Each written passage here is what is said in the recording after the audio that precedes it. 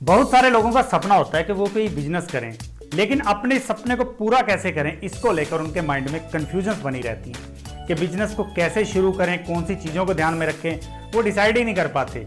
और इन्हीं कंफ्यूजन्स के कारण वो फर्स्ट स्टेप नहीं ले पाते, वो शुरुआत ही नहीं कर पाते। और जब शुरुआत ही नहीं करेंगे तो इस्टेब्लिश कैसे करेंगे। इन्हीं कंफ्यूजन्स को दूर करने के लिए मैं चलो बिजनेस करो नाम से एक सीरीज लेके आया हूँ, जिसके हर वीडियो में मैं आपको एक टॉपिक पूरी डिटेल में बताऊंगा कि बिजनेस को कैसे शुरू करना है, कैसे स्मूथली रन करना है।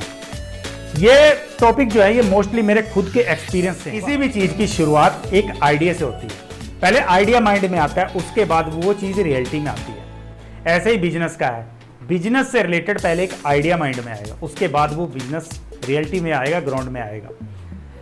आइडिया बिजनेस की सोल है।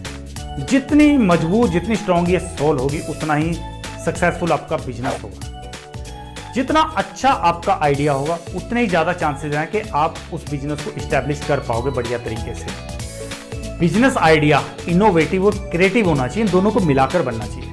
दोस्तों, बिजनेस आइडिया ही किसी बिजनेस को सक्सेसफुल बनाता है और बिजनेस आइडिया ही किसी बिजनेस को फ्लॉप करता है। तो इस वीडियो में हम जानते हैं कि हमारा बिजनेस आइडिया कैसा होना चाहिए ताकि हम अपने बिजनेस को बढ़िया तरीके से इस्टेब्लिश कर पाए। सबसे पहले तो आपको यह देखना होगा कि जो भी बिजनेस आइडिया आपके माइंड में आया है उसकी यूएसपी क्या है, यूनिक सेलिंग प्रोपोजिशन क्या है। देखिए, कोई भी बिजनेस दो कैटेगरी के अंदर स्टार्ट होता है। या तो वो किसी प्रोडक्ट को लेके शुरू करोगे आप, या किसी सर्विसेज को इंट्रोड्यूस करोगे। तो आपको यह देखना है कि जो भी आइडिया आपके माइंड में आया है वो इन दोनों में से किस कैटेगरी के अंदर आ रहा है। क्या किसी सर्विस को लेके आ रहा है या किसी प्रोडक्ट को लेके आ रहा है। जब आपके माइंड में ये क्लियर हो गया कि ये किस कैटेगरी में आ रहा है, फिर देखो कि उस आइडिया में क्या यूनिक है जो दूसरों में नहीं है, यानी वो आइडिया में नयापन है कि नहीं है। जितना आइडिया आपका यूनिक होगा, नया होगा, उतना ही आपको कम कंपटीशन फेस करना पड़ेगा। आपके चांसेस ज्यादा बढ़ जाएंगे कि आप अपने बिजनेस को बढ़िया तरीके से इस्टेब्लिश कर पाओगे। कोई भी कल को अगर कोई उस आइडिया को लेकर कंपनी शुरू करता है तो उसको आपको कंपटीशन देना पड़ेगा, यानी आपकी जगह को हिलाने के लिए ना उसको बहुत मेहनत करनी पड़ेगी, एडी चोटी का जोर लगाना पड़ेगा, तब ही वो अपने बिजनेस को इस्टेब्लिश कर पाएगा। आप फर्स्ट मूवर एडवांटेज ले पाओगे अगर आपका आइडिया यूनिक है, जो नया आइडिया है। लेकिन अगर आप पुराने आइडिया को लेकर ही बिजनेस शुरू करना चाह रहे हो तो आपको एक बात ध्यान में रखनी होगी कि कुछ ना कुछ आपको दूसरों से अलग देना होगा। दूसरों के प्रोडक्ट में, दूसरों की सर्विस में जो कमियां रह गई आपको उनसे बेटर देना होगा। जब आप उनसे बेटर दे पाओगे तभी आप नंबर 1 बन पाओगे, नहीं तो आपका तो नंबर ही नहीं आ पाएगा। आपको उस फील्ड में सर्वाइव करने के लिए बहुत स्ट्रगल करना पड़ेगा। अगर आप किसी पुराने बिजनेस आइडिया पे शुरू करो जिसमें ऑलरेडी टॉप पे लोग बैठे हुए हैं, उनको टक्कर देने के लिए आपको उनसे बेटर देना होगा। आपको पता है कि सोशल मीडिया के फील्ड में फेसबुक पहली कंपनी नहीं है।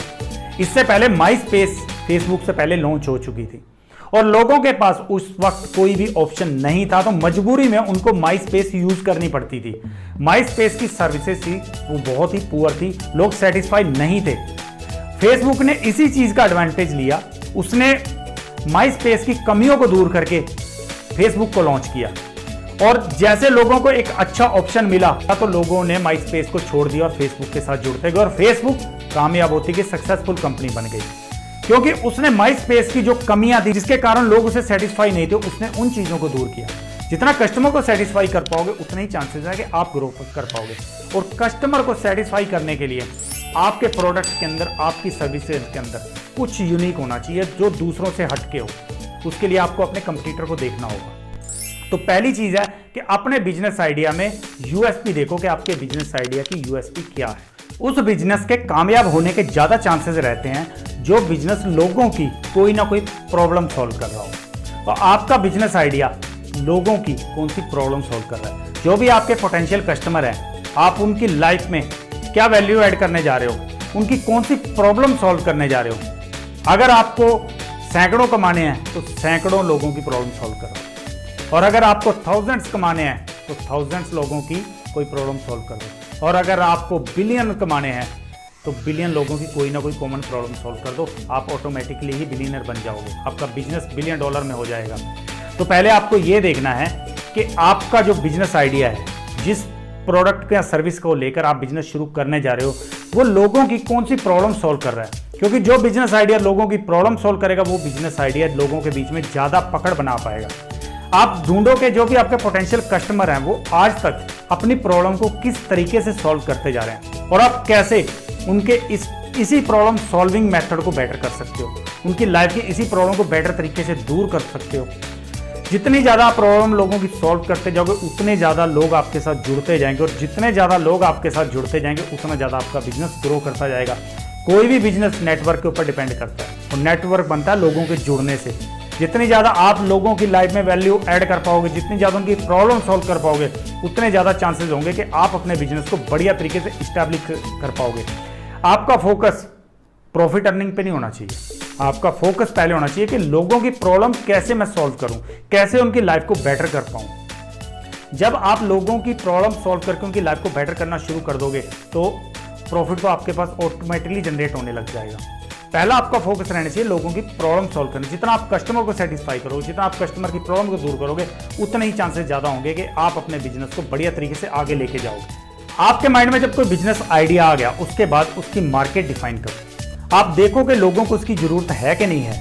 अगर आपके माइंड में कोई आइडिया है ना, इतना काफी नहीं है। खाली आपके माइंड में आइडिया आने से ही कोई बिजनेस नहीं चलता, लोगों को उसकी जरूरत होनी चाहिए। तो आपको यह देखना होगा कि मेरे माइंड में जो आइडिया है क्या लोगों को वो पसंद है कि नहीं है, क्योंकि कोई भी बिजनेस चलाना तो लोगों ने ही है। लोग ही उसके साथ एम्प्लॉय बनेंगे, लोग ही उसके कस्टमर बनेंगे जो उस बिजनेस को आगे लेके जाएंगे। तो आपके पहले देखना है कि ये नहीं कि खाली मुझे पसंद है ये आइडिया इसलिए मैं ये बिजनेस शुरू कर रहा, नहीं। आपको ये देखना है कि लोगों को उसकी जरूरत है कि नहीं है। वहां पे दो चीजें मायने रखती हैं कि या तो आपके आइडिया में दम होना चाहिए कि लोग उसको पसंद करें, लोग उसको एक्सेप्ट करें, या फिर आप में दम होना चाहिए कि आप उस चीज को लोगों की जरूरत बना दो। ये दोनों चीजों में से कोई एक चीज आपके पास है, तभी आप उस आइडिया को, उस प्रोडक्ट के और सर्विस को उस मार्केट के अंदर स्टैब्लिश कर पाओगे, उस मार्केट के अंदर लॉन्च करके खुद को सर्वाइव कर पाओगे। अगर आपको मार्केट ही नहीं पता होगी कि मेरी मार्केट क्या चाहती है, उसके पोटेंशियल कस्टमर मेरे की रिक्वायरमेंट क्या है, और आप अपना आइडिया लेके बैठ जाओगे मार्केट में, तो आप स्टक हो जाओगे, आप फ्लॉप होने के चांसेस ज्यादा कर लोगे अपने लिए। तो आपको कस्टमर को सेटिस्फाई नहीं, कस्टमर की जरूरत को पूरा करना है, उसके लिए आपको मार्केट को डिफाइन करना होगा। जो आइडिया आपके बिजनेस का बेस है, जिस आइडिया को लेकर आप कोई प्रोडक्ट या सर्विस लॉन्च करने जा रहे हो, उस आइडिया से रिलेटेड पहले से ही कौन से कंपटीटर मार्केट में बैठे हुए हैं ये आपको पता होना चाहिए। जब आप अपने कंपटीटर को जानोगे तब आप उस फील्ड में कैसे एंट्री लेना है इसको जान पाओगे। जो भी उस फील्ड के टॉप 5 कंपटीटर हैं उनको जरा क्लोजली ऑब्जर्व करो, वो कैसे अपने बिजनेस को चला रहे हैं, कौन सी स्ट्रेटजी अपना रहे हैं, कैसे अपने प्रोडक्ट को बेटर कर रहे हैं, ये आपने क्लोजली ऑब्जर्व करना है, क्योंकि आपको दूसरों से बेटर देना है, तब ही आप उस फील्ड में बच पाओगे। अगर आप बेटर नहीं दोगे तो आप फ्लॉप हो जाओगे। लड़ाई में और जंग में कोई बहुत ज्यादा डिफरेंस नहीं है। एक चीज दोनों में कॉमन है कि दोनों का मोटिव खुद को सरवाइव करवाना है। जिसकी स्ट्रेटजी ज्यादा अच्छी होगी वो खुद को सरवाइव करवा पाएगा, लेकिन जिसकी स्ट्रेटजी खराब होगी वो उस जंग में हार जाएगा। तो अगर आपकी बिजनेस स्ट्रेटजी आपके कंपटीटर से अच्छी होगी तो आप उस फील्ड में सरवाइव कर पाओगे, अदरवाइज आप फ्लॉप हो जाओगे। इसके लिए आपको अपने कंपटीटर को बहुत क्लोजली ऑब्जर्व करना है। शेर का आपने देखा होगा, जब भी शेर अटैक करता है ना किसी जानवर के ऊपर, वो पहले उस झुंड का एक टारगेट पकड़ लेता है और उस टारगेट को क्लोजली ऑब्जर्व करता है, उसकी स्ट्रेंथ देखता है, उसकी वीकनेस देखता है, तब वो उसके ऊपर अटैक करता है और फिर उसको हरा देता है। ऐसे ही अगर आप जिस भी फील्ड में जाना चाह रहे हो, जहां भी आप बिजनेस शुरू करना चाह रहे हो, जो भी प्रोडक्ट या सर्विस आप लॉन्च करने का इरादा लेकर बिजनेस में आए हो, उससे रिलेटेड कंपटीटर को अच्छे से पढ़ लो। आपको बहुत आसानी होगी प्लानिंग करने में, स्ट्रेटजी बनाने में, और यही चीजें आपको बचाएंगे बिजनेस में। जिस प्रोडक्ट या जिस सर्विस को लेके आप बिजनेस शुरू करना चाहते हो उसके टारगेट कंज्यूमर का आपको पता होना चाहिए। मैं सपोज कोई प्रोडक्ट लॉन्च कर रहा हूं, मुझे पता होना चाहिए प्रोडक्ट मैं किससे एक्सपेक्ट करता हूं कि वो खरीदे, किसको मैं बेचने की प्लानिंग के साथ शुरू कर रहा हूं, ये मुझे पता होना चाहिए।